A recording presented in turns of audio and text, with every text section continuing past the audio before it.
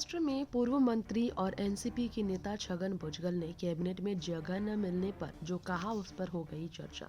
उन्होंने कहा, मैं एक साधारण राजनीतिक कार्यकर्ता हूँ। इससे कोई फर्क नहीं पड़ता कि मुझे दरकिनार किया जाता है या पुरस्कृत किया जाता है। जी हाँ, अजीत गुट के नेता हैं जिन्हें मंत्री पद नहीं मिला है। बीजेपी के लिए बड़ी मुसीबत अजीत और शिंदे गुट के नेता खड़ी कर रहे हैं।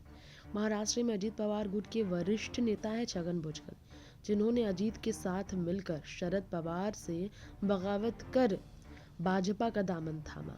अब मंत्री नहीं बनाए जाने से वो कितने नाराज है ये तो पता चल गया। तो क्या एनसीपी में फिर बगावत होगी? क्या शिंदे गुट की तरह एनसीपी में भी बगावत का ये सुर है?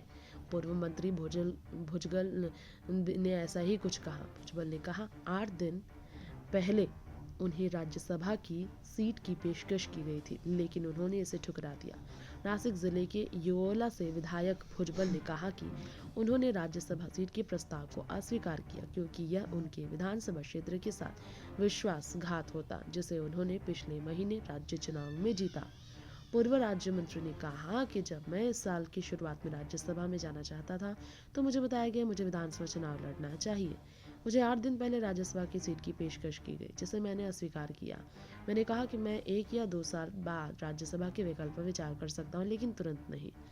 जी हाँ, भुजबल ने कहा कि राज्य कैबिनेट की सीट से इनकार किए जाने के बाद उन्होंने एनसीपी प्रमुख और उप मुख्यमंत्री अजित पवार से बात भी नहीं की है।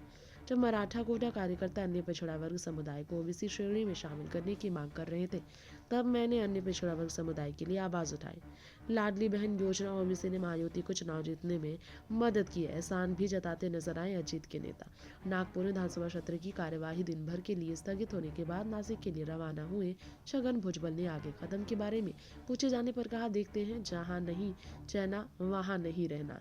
यानी कि ये उन्होंने दे दी है चेतावनी नहीं रहने को लेकर। सबसे बड़ी बात यह है कि उनके इस तरह के स्टेटमेंट से बहुत ही बड़ा इस वक्त भूचाल महायुति में आ सकता है। पिछली महायुति सरकार में खाद्य नागरिक आपूर्ति मंत्री रहे भुजबल ने कहा, मैं एक साधारण राजनीतिक कार्यकर्ता हूँ, और इससे वो साफ जाहिर करना चाह रहे हैं कि वो तंज भरे लहजे में तीनों ही मंत्रियों को, उप मुख्यमंत्री और मुख्यमंत्री से लेकर अमित शाह और मोदी जी को यहाँ तंज कह रहे हैं।